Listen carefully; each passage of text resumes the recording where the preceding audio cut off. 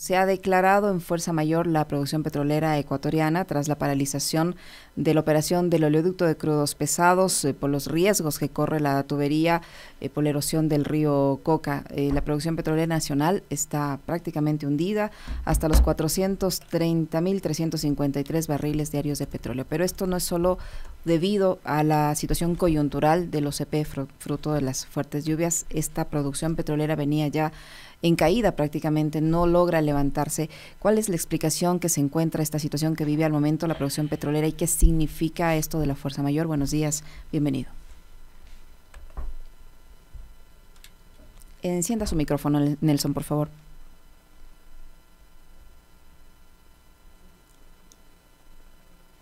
Ya está. Mil Ahí sí, disculpas. ahí Sí, muy estamos. buenos días, Yesenia y Alexis. Muchas gracias por la invitación. Siempre un gusto compartir estas preocupaciones que se tiene desde el análisis geoestratégico de la energía, sobre todo siendo ecuatoriano, es una preocupación muy fuerte que en estos momentos las autoridades no tengan esa lucidez mental justamente para entender lo que está pasando en la geodinámica global de la energía. Yo creo que el reflejo de hoy en la mañana del artículo de Bloomberg de Ecuador se fue casi a las tinieblas, es un reflejo de lo que un cúmulo de errores desde hace 7 años en tema energético, la falta de planificación es uno de ellos y ha hecho que justamente tanto la energía como el sector petrolero se estén hundiendo en términos de falta de producción.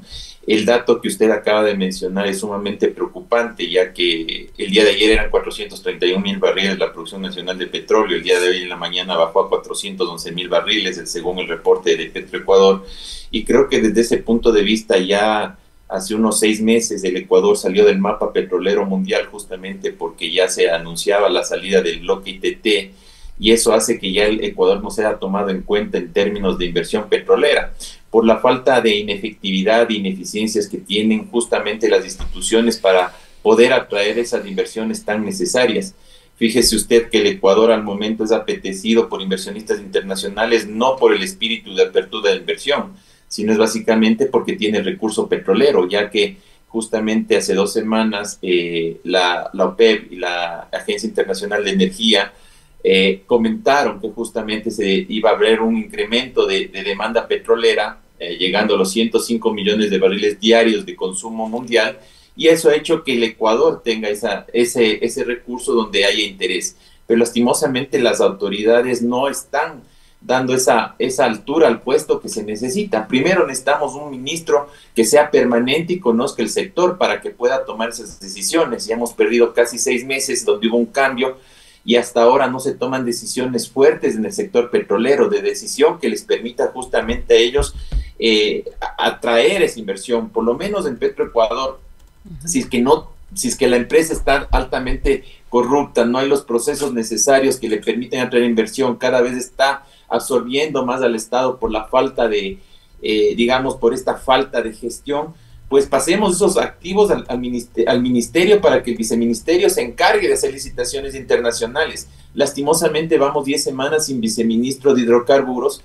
¿Qué podemos esperar? O sea, está acéfalo, no hay direccionamiento, no sé cómo se puede tomar decisiones, incluso para el tema de subsidiar, de quitar.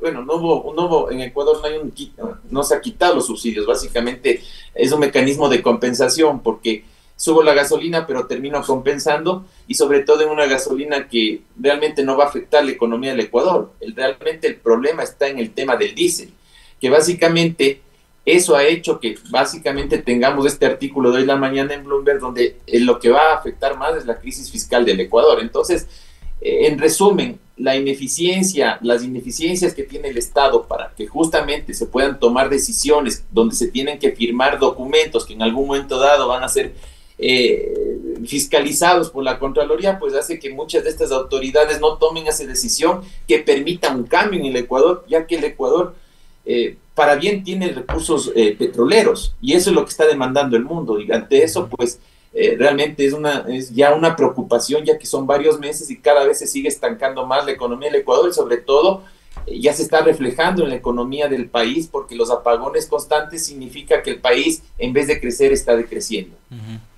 ¿Cómo está, Nelson? Qué gusto saludarle, buenos días. A propósito de esto que mencionaba último, yo sí quisiera pedirle a usted que nos ayude a entender un poco las declaraciones, aunque hace algunos días atrás también alguien ya lo mencionó acá, se me escapa ahora, no sé si fue Marco Flores de ayer o alguien más, o Alberto Acosta, no me acuerdo cuál, pero sobre las declaraciones del ministro de Finanzas, del economista Vega, con respecto de que es más barato importar combustibles que producirlos. Yo sí quisiera una respuesta y reacción suya con respecto de esa declaración del ministro, y también ahora que están ya por tomar esta decisión de estabilizar los precios de las gasolinas, finalmente esto termina beneficiando a algún sector, y ese sector serían los importadores de combustibles. ¿Qué tanto asidero hay en lo que dijo el ministro de que más barato sale comprar de afuera que producirlos nosotros mismos? Yo quisiera entender que el ministro se refirió al netback. El netback es un mecanismo que le permite que el crudo ecuatoriano o el crudo de cualquier país, el que produce, los países que tienen esa producción, les permita llevar a refinerías en el extranjero. Eso está a un costo de 14, la refinación en una refinería del extranjero está aproximadamente en los $14 del barril, más el costo de transporte. Eso sí sería barato, o sea, en términos de producir más del Ecuador, llevarlo a refinería extranjera, ya que nuestras refinerías están totalmente devastadas, volverlo a Ecuador, ese tipo de importación sería la barata. Y yo quisiera entenderlo desde ese punto de vista, ya que en este sentido el tema de Ecuador casi ha gastado $60,000 millones en importaciones, es un negocio extremadamente rentable. A pesar de que muchas de estas empresas han sido juzgadas en cortes internacionales, Nueva York, Brasil, pues en el Ecuador siguen haciendo este negocio, ya que termina siendo altamente rentable. Entonces, desde ese punto de vista, yo creo que el Ecuador debe cambiar el chip. Teniendo recursos petroleros, tiene que explotar esos recursos de la manera más responsable con la comunidad, ambientalmente sostenible por las nuevas tecnologías y sobre todo que le permita tener esos ingresos. Entonces, yo creo que el ministro debería explicarnos cuál fue el concepto de importar, pero yo creo que más se refirió a eso porque él sabe, él tiene la data justamente de cuánta reserva petrolera tenemos y eso se debería impulsar, y por eso yo creo que más deberíamos tener el criterio del ministro de Energía, hidrocarburos en este caso, que permita justamente justificar por qué el Ecuador, en vez de ser un país productor, teniendo los recursos, no pueda producir. Ahora, mire, en términos del tema del subsidio, voy a referirme un poco, el petróleo siempre es altamente técnico y no político, pero si queremos hablar desde la visión política, Cuba, México, Colombia acaban de eliminar los subsidios. Hace 2 días el ministro de Energía de Colombia acaba de aumentar el precio del diésel. Porque ellos, y bueno, yendo a la derecha, Argentina y Malasia están eliminando los combustibles, ya que en el Ecuador hay que entender que el Ecuador solo es la mitad del mundo, no es el centro del mundo. Y la dinámica política global que está centrada en el tema de los hidrocarburos, de la energía, el conflicto en Gaza con Israel, el cierre del canal de Suez por el tema de los Houthis, donde está pasando crudo ruso barato, donde tenemos un Rusia-Ucrania que ha hecho que justamente los combustibles sean baratos, donde Estados Unidos es el mayor productor de crudo del mundo, pues en esa dinámica estamos. Y yo creo que desde ese punto de vista, la única manera que tendría el Ecuador para sobrevivir en este contexto global de una demanda brutal de energía, la energía va a crecer un 16% la demanda a nivel global. Eso es enorme. Por la población, por la demanda en datos, la inteligencia artificial está demandando una brutalidad de energía que si el Ecuador no prepara esa planificación vamos a terminar como en Brasil en los años 90. Yo puse un mensaje justamente pidiéndole al presidente de la República analice el caso de Harvard, el caso de Brasil. A los MPAs les dan este caso y bueno, yo tuve la fortuna de estudiarlo esto en economía energética en MIT. Y lo mismo le pasó a Brasil en los años 90, apagones, falta de producción. ¿Y qué tuvieron que hacer ellos? En el 2000 tuvieron que reformar el sistema y delegarlo a la administración privada, no privatizar, solo una delegación, como el Banco del Pacífico, donde tengo 51% de acciones del Estado y el resto de inversión privada, y a través de esa eficiencia optimizar e incrementar la producción. Porque país que no incrementa producción de energía no crece, está totalmente relacionado con el PIB. y como no estamos generando energía, pues el Ecuador está decayendo. Y eso no es de ahora. Yo creo que de esta pérdida casi de 150,000 barriles desde el anterior gobierno a la fecha, pues ha hecho mucho daño al Ecuador, y por eso justamente cada vez son más préstamos para cubrir las deudas de pago de estas importaciones de derivados, que como lo dije alguna vez en su programa, Alexis, el Ecuador está comprando el diésel en $170 el barril, mientras hay refinadores que nos pueden vender directamente de país a país en $65 el barril. Es una locura, por eso digo, necesitamos salud mental para poder tomar decisiones precisas en un momento de geopolítica muy caótico, cambio climático, guerras, alta precio de la energía. Esto te genera unas inflaciones que realmente va a generar un conflicto social mucho más fuerte si no ponemos seriedad en las decisiones del sector energético. Ahora, Nelson, el hecho de que se haya declarado a la exportación petrolera en fuerza mayor, ¿qué implica? Si teníamos ya pactado entregas de crudo, no se van a poder cumplir, vamos a tener unas sanciones, me imagino. ¿Qué es lo que puede pasar y eso en qué medida afecta o perjudica aún más ya la imagen del país como en el mercado petrolero? O sea, además de los apagones, ahora el tema de la producción petrolera también, que está en niveles muy bajos, ¿cómo nos afecta en el mercado internacional? ¿Qué credibilidad estamos generando? Bueno, el Ecuador ya no es creíble, justamente en términos de que ya no se le tome en cuenta en los reportes internacionales de producción de crudo. Eso ya es haber salido de las menciones que se tiene, ya que justamente los reportes que analizamos en Houston básicamente permiten saber si hay disponibilidad de un producto para yo poder demandarlo o colocarlo en el mercado internacional. Ya la fuerza mayor es una costumbre en el Ecuador. Recordemos que desde hace unos 2 o 3 años ha venido este tema de la tubería de OCP, que lastimosamente hasta ahora no puedan hacer una variante. Eso es terrible. Pero también entendemos de la empresa OCP, ¿cómo puedo hacer una inversión para hacer una variante a unos 5 o 10 kilómetros a la montaña y no estar justamente en el lugar donde cada rato se va la montaña? Pues si no, todavía no puedo llegar a una negociación para la extensión del contrato. Pero han tenido varios años, o sea, no es que está un año, han tenido varios años, podrían haberlo hecho antes. Exactamente, han tenido varios años, pero si son inversiones que, yo honesto, en el sector petrolero no podemos hablar de inversiones de 1, 2 años o 3, claro. son inversiones a largo plazo. Y el problema es la inestabilidad que ha tenido la empresa, pues Nelson, fíjese usted que solo en 7 meses de gobierno vamos ya por 2 gerentes, ¿no? Bueno, en Petro yo he conocido como 10 ministros, 20 Exacto. gerentes, 20 viceministros, y eso es absolutamente malo, porque realmente cuando yo converso con gente en Houston sobre que han ido al Ecuador, les han ofrecido reuniones y luego de eso ya no está la misma persona. Entonces la alta rotación en empresas es sumamente difícil. Por eso yo admiro mucho el modelo de Ecopetrol, por ejemplo. El día de ayer Colombia acaba de crear la empresa Ecopetrol de minerales, porque es un enfoque público-privado que les permite balancear la fuerza y que les permite tener proyecciones de largo plazo y sobre todo tener autoridades de 10, 7 años que les permite estabilidad. Y eso no ha existido en el Ecuador en los últimos 7 años. Y por esto este tema de la variante, de no poder renegociar un contrato a 15, 20 años, ¿cómo voy a invertir 20, 30 millones de dólares si mañana puedo salir? Recordemos que el contrato del OCP se vence este 31 de julio y hasta ahora no hay visos de cómo se va a hacer las cosas. Entonces, por eso tengo que hacer una reparación parche para que se caiga. Entonces, repito, el tema de la fuerza mayor ya es normal para los mercados internacionales porque saben que el Ecuador no tiene esa credibilidad de poder cumplir los contratos. Ahora, como hay la cláusula de fuerza mayor, no hay ninguna penalidad. Eso, ojo, porque si yo declaro fuerza mayor, permite justamente decir, bueno, el Ecuador entró en un tema de catástrofe que no le permite cumplir, entonces no hay penalidad. Pero sí existe este tema de que la producción que queda bajo tierra nunca más se recupera. No es que mañana sigo sacando más, nunca se recupera.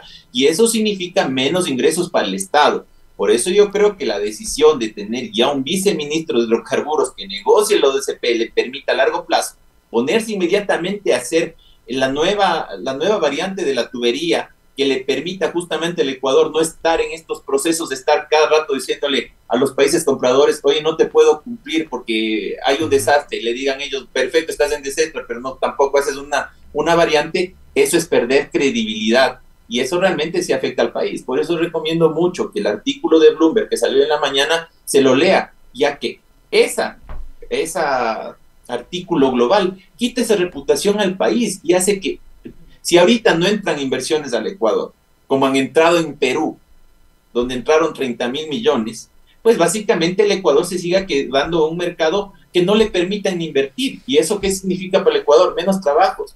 Mire lo que está pasando en este momento en los campos petroleros.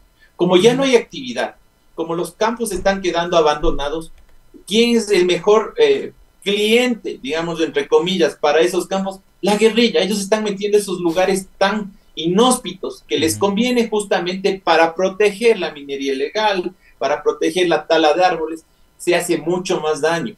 Por eso justamente es importantísimo que esta imagen internacional se comience a cambiar para que esas inversiones que a través de esta actividad vayan a estas zonas, les permita justamente a través de la protección del ejército, de las empresas privadas de seguridad, esta gente se aleje y no creemos en el futuro un problema socioeconómico y de violencia mucho más grave Nelson, en el Ecuador en este momento. Nelson, esta caída en el nivel de producción petrolera ocurrida en los últimos años, tanto en el gobierno de Guillermo Lasso, en donde se profundiza, y ahora que vemos que no se le está poniendo la atención debida al asunto hidrocarburífero, en materia económica, tomando en cuenta además que hay que empezar a desmontar el ITT, ¿no? ¿Cuánto significa en pérdidas económicas para un país que no va a tener un crecimiento significativo económicamente?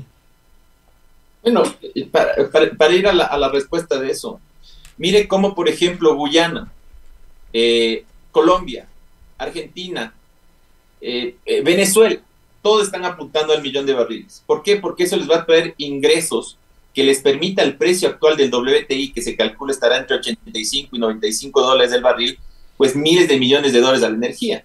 Si nosotros multiplicamos ese factor con el castigo que tiene el WTI, para el Ecuador estamos hablando de, no sé, en estos días han perdido casi aproximadamente unos 2-3 millones de dólares diarios, pero si lo multiplicamos, toda la pérdida que hemos tenido de dinero acá son casi 250 millones de dólares. Ya solo en esos números vamos sumando y son pérdidas que realmente para el Estado se afectan. Entonces, el cálculo solo lo tendremos cuando tengamos un balance certificado de Petroecuador.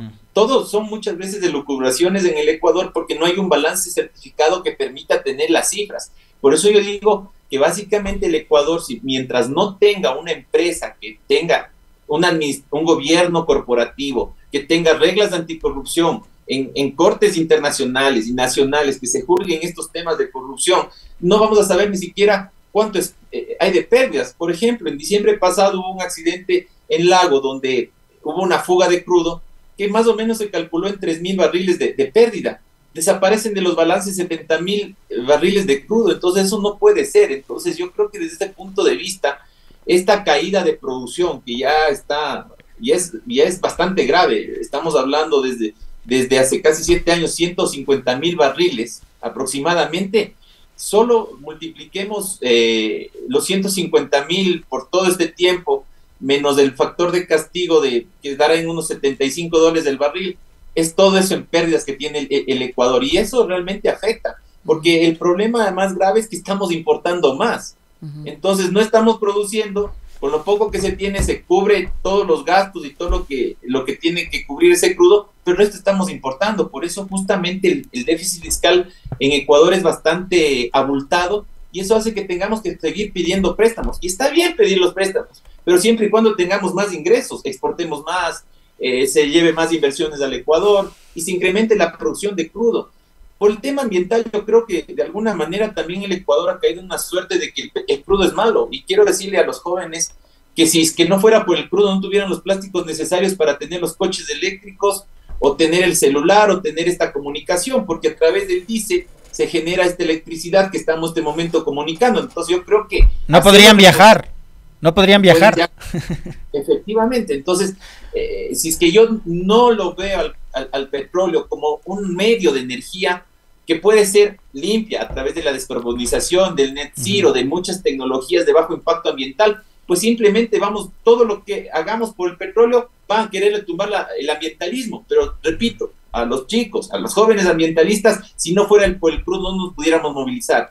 Entonces, llegando a la respuesta, mi querido Alexis, yo creo que el Ecuador está entrampado en una rueda de lodo que da vueltas, pero que sobre todo toma esa decisión para sacarle del lodo. Lo importante es tomar decisiones que en el Ecuador le permitan subir la producción. En el 2014 llegamos a 550.000 barriles y el Ecuador tiene un potencial para llegar incluso al 1.000.000 de barriles. Lastimosamente, el anterior gobierno apoya el tema de la consulta y también apoya el 1.000.000 de barriles. Los analistas internacionales nunca le tomamos en serio esa propuesta porque realmente es trabar a una industria por un doble mensaje incoherente que no permite justamente el desarrollo del país, y que ahora el Ecuador está entrampado en esa situación. Y yo le digo a los jóvenes, seamos más conscientes todos, porque este es el futuro del Ecuador. Los coeficientes de crecimiento están enlazados totalmente al tema de energía.